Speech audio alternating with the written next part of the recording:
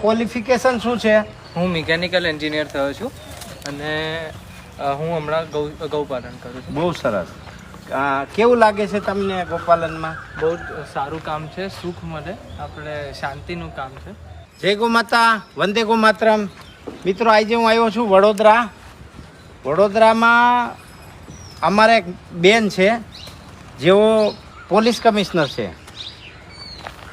હવે મોટે ભાગે આપણે જોતા હોય કે એન્જિનિયર ને એવા ભણેલ ગણેલ યુવાનો વધારે પડતા અમેરિકા જવા, લંડન જવા કે જોબ માટે મહેનત કરતા હોય. તો અહીંયા આવા જ અમારા એક પાર્થભાઈ છે જે અમારે ત્યાં ટ્રેનિંગ લઈ ચૂક્યા છે. અને પાર્થભાઈ, કેટલી ગાયો રાખો છો? 10. અને શું કરો છો તમે? હું હમણાં તો ગૌપાલન કરું છું. ક્વોલિફિકેશન શું છે?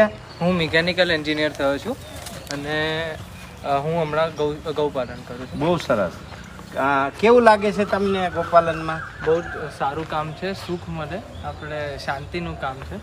મિત્રો, મોટા ભાગે ઘણા બધા એવા મેં લોકો જોયા છે, કોઈનો હું બોલું નથી કરતો, પણ એક યુવાનીમાં લોકો આમ ફરવાનું, ચટાકા પટાકા, છોકરીઓ લઈને ફરવાનું, પેટ્રોલ બુલેટ લઈને ફરવાનું આવું કરતા હોય. કોઈનો વિરોધ નથી કરતો, પણ એવી ઉંમરમાં એક ભણેલો એન્જિનિયર ગાય સાથે રહીએ, ગોપાલન કરે અને એમના પરિવારમાં, મતલબ હું નામ નહીં દઉં, પણ સારી એવી પોસ્ટ, પોલીસ કમિશનર જેને કહેવાય, આવી પોસ્ટના દીકરા આવું કરે એટલે સૌભાગ્યની અને સદભાગ્યની વાત કહેવાય કે આવા ઘરમાં આવા સંતાનો નું નિર્માણ થાય. અને ગોપાલન, ગાય, ગામડું ને ખેતી એક રાષ્ટ્રની ધરોહર છે, એક સનાતન સંસ્કૃતિની ધરોહર છે. ત્યારે આવા આપણા પાર્થભાઈ છે.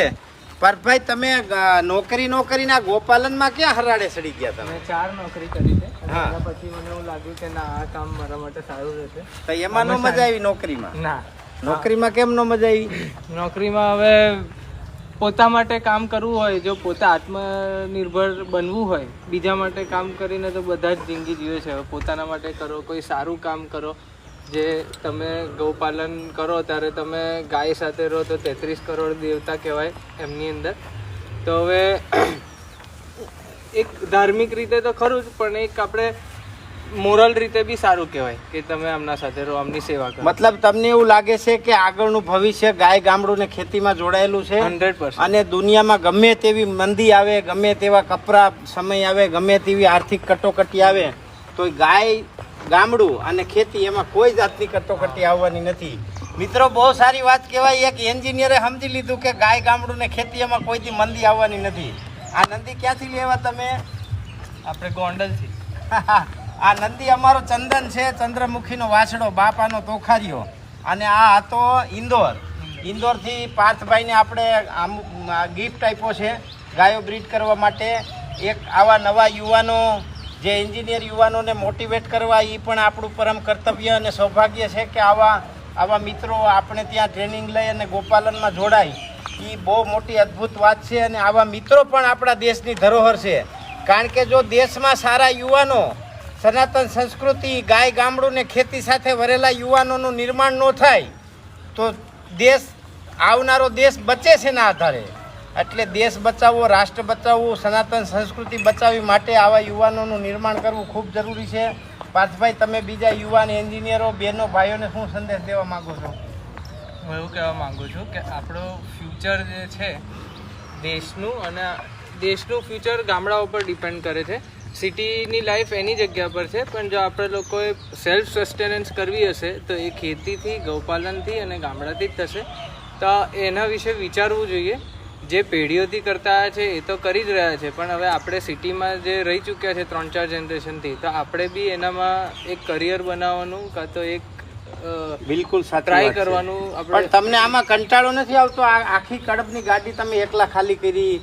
તમે અત્યારે હું આવ્યો તો ઘાસ વાટતા હતા, માટી ફેરવતા હતા, આવી રીતે તમે અત્યારે તો તમારે એન્જિનિયરને તો સૂટબૂટમાં રહેવાનું હોય. આ તો સુખનું કામ છે આ બધું કરવું. તો એટલે નોકરીથી અને ધનથી સાધન મળે, શાંતિ નો મળે. બરોબર ને? આ બીજો એક પાગલ એન્જિનિયર શાંતિની શોધમાં ભટકાઈ ગયો. મિત્રો, ગાય ગામડું ને ખેતી સમૃદ્ધિની ખાણ છે, સંસ્કાર અને સંસ્કૃતિનો પ્રાણ છે, સભ્યતાનો આધાર છે. માટે કોઈનો વિરોધ નથી કરતા. શહેરમાં રહેનારાય લોકો સુખી થાય. સર્વે ભવંતુ સુખીના સર્વે સંતુ નિરામયા એ આપણી સંસ્કૃતિનો આધાર છે. કોઈનો વિરોધ નથી, પણ સુખ શાંતિ અને સમૃદ્ધિ, માનસિક સમૃદ્ધિ ગાયના સાનિધ્યમાં છે, ગામડામાં છે અને ગાય આધારિત વ્યવસ્થામાં છે. બરોબર ને? હા. જય ગો માતા, વંદે ગો માતરમ, ભારત માતા કી જય. જય ગો માતા.